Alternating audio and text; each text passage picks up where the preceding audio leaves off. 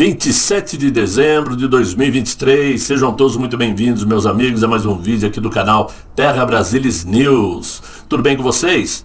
Desejo que sim, evidentemente, até porque quero conversar com vocês sobre a realidade brasileira, aquilo que está acontecendo em nosso país, mas que normalmente a mídia aí consorciada prefere não dizer para não estragar, né, aquela figura decorativa de um belo governo. Por quê? Segundo dados do Poder Data, 7 entre 10 brasileiros não dispõem de ao menos R$ 200 para casos de emergências, casos de necessidades. E R$ 200 nós sabemos que não dá nem para comprar um antibiótico, né? E isto demonstra o nível de empobrecimento do brasileiro. O que pesa nesses resultados são principalmente as dívidas, evidentemente, porque o cidadão trabalha, quando ele vai pagar suas dívidas não sobra mais nada. E às vezes, na grande maioria, ainda falta. Os dados foram obtidos na primeira quinzena agora de dezembro e mostram que não houve uma diminuição da pobreza, como tenta emplacar aí o atual inquilino do Palácio do Planalto, no seu discurso de Natal, dizendo que diminuiu a pobreza, que o povo agora está comendo melhor. Nada disso. A proporção de famílias endividadas no país está hoje em 78,1%. E só não aumentou mais porque o governo tentou emplacar aí no mês de junho aquela balela de Desenrola Brasil, né? Que estava dando descontos acima de 90% para os endividados. Só que, na verdade, o saldo restante foi renegociado com os bancos que aplicaram taxas muito maiores, né, em relação às taxas que as pessoas já estavam pagando. Ou seja, quando elas terminarem de pagar essa dívida, o saldo será praticamente a mesma coisa. Então esse desenrola realmente é uma enrolação. Não fosse isso, o endividamento estaria muito maior. Para se ter uma ideia, em dezembro de 2022, o antigo governo, que nós sabemos que foi excepcional, não é? O percentual de famílias endividadas estava em 77,9%. Muito por conta do período pandêmico de 2020 até 2022. Os lockdowns, perdas de emprego, que acabou dificultando a vida do brasileiro. Portanto, se tínhamos 77,9 em 2022, né? Agora temos 78,1, então aumentou o endividamento das pessoas. Esse programa do Desenrola aí, como eu falei, foi para enrolar. Se não fosse isso, a situação estava muito pior. E essas informações foram passadas aí por setores da economia brasileira. Não é papo de youtuber, como eles costumam dizer, né? Muito bem. Os tipos de dívidas mais comuns, obviamente, são cartão de crédito, cheque especial, cheque pré-datado, crédito consignado que amarra o coitado do aposentado por anos, né? Crédito pessoal, carnê, que ainda existe, carnê de lojas, prestação de carro e prestação da casa. Muito bom. Muito bem. O grau de pobreza diagnosticado resulta aí de um amplo conjunto de fatores, cujo produto também é medido pelo baixo crescimento econômico e pela ampliação dos desníveis sociais. Claro, o rico cada vez mais rico, o pobre cada vez mais pobre. E não se pode culpar os ricos por isto. Porque o rico está rico e continua trabalhando com o seu dinheiro, que só rende, evidentemente. O pobre não tem o que fazer. O pobre simplesmente é obrigado a se virar nos 30, pagar o que dá, guardar um pouquinho para poder ter pelo menos R$ 200 para casos de emergência. Pois é, sempre foi dito que o socialismo propõe igualdade entre as pessoas, que todos têm direitos iguais e vivem de formas iguais, né? Só que esse desejo romântico, né, essa proposta romântica do socialismo, nunca explicou que esta igualdade se dá justamente na pobreza. Sim, porque fica todo mundo pobre e evidentemente todo mundo vai viver igual, ou seja, na miséria. Simples assim. 7 em cada 10 brasileiros não tem R$ 200 disponíveis para emergências. E os picaretas de plantão, os intelectuais de Araque, né? E além dos farsantes, jogam a culpa na atividade econômica e no mundo dos negócios. Justamente eles que assumem os riscos, dos que criam os empregos, né? Dos que pagam os salários, acima de tudo, que geram produto econômico daqueles que prestam serviços, dos que comercializam os bens de consumo e os que pagam impostos.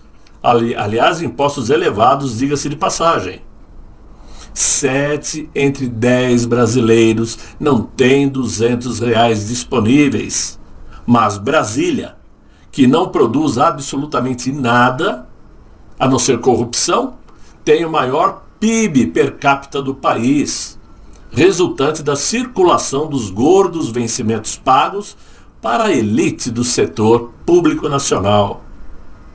O presidente da República, que manifesta aí tanta indignação com a pobreza dos pobres, no entanto, ostenta hábitos luxuosos, à custa do erário público. Conforme bem expressa lá o professor Pudina em seu site pudina.org, se houvesse sinceridade em sua compaixão pelos desafortunados, o atual presidente sequer poderia cogitar comprar um novo avião para suas viagens. Se houvesse coerência entre sua palavra e seu estilo de vida, seus governos não teriam sido marcados por escândalos do porte do mensalão, no qual se disse traído, e no petrolão que o levou junto. Né? 7 entre 10 brasileiros não possuem R$ 200 para emergências. Mas o Congresso Nacional aprovou o vultuoso fundão de quase 5 bi. Para custear o quê? As campanhas eleitorais do ano que vem. Simples assim. É nesse caminho que estamos sendo lentamente conduzidos, enquanto as vozes do poder dizem ver o que ninguém vê e não enxergam o que todos nós estamos vendo. Propagar notícias de que o Brasil está gerando riquezas e diminuindo a pobreza faz parte aí do consórcio jornalístico que certamente recebe mimos nada decentes, diga-se de passagem, para propagar mentiras. O próximo passo agora do governo é algo que está cada dia mais claro, ou seja, aplicar a censura nas redes sociais, e a prova disso é que dentro de um único mês a imprensa tornou sensacionalista uma mera notícia de que a Janja teve seu perfil no X, o antigo Twitter, invadido por um hacker. Coisa pra lá de corriqueira na vida dos brasileiros que constantemente são hackeados, recebem vírus nos computadores, nos celulares, etc e tal, mas é a Janja, né? E também uma suposta ameaça sofrida pelo atual inquilino do Palácio do Planalto, onde a Polícia Federal foi prontamente deslocada para investigar. Diferentemente de quando era o ex-presidente, o melhor presidente do Brasil, que sofria ataques diários de todas as espécies, e a Polícia Federal nunca foi atrás.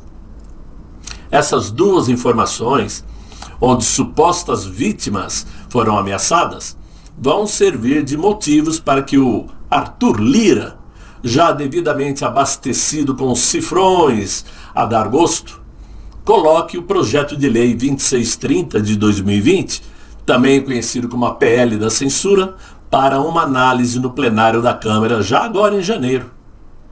As intenções desse governo são tão claras que podemos adivinhar com muita antecedência tudo que vem por aí. Eles já se esqueceram que em dezembro de 2022 o Brasil apresentava um crescimento no PIB de 4,72%.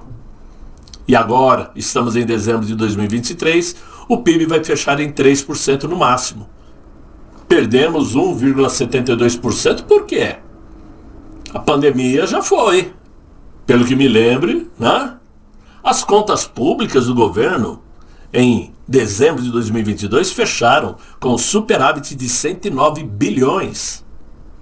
Agora, para 2023, o governo vai deixar aí um rombo na casa de 180 bilhões.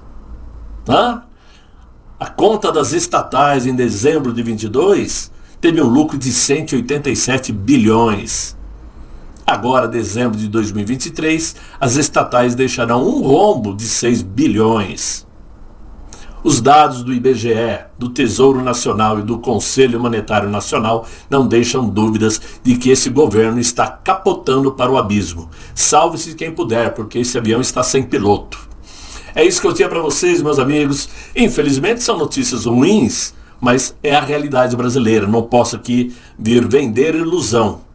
Temos que ficar atentos, porque quem presta atenção evita surpresas, não é isso? Espero que vocês tenham gostado do vídeo. Se gostaram, deixem aí os likes, se inscrevam no canal, chamem os amigos para se tornarem inscritos aqui no Terra Brasilis News. Vamos dar uma força para o canal continuar vivo. Espero que vocês tenham um excelente final de noite, muito bom descanso e até amanhã, se Deus quiser. Ele há de querer. Fiquem bem, fiquem com Deus. Tchau, tchau.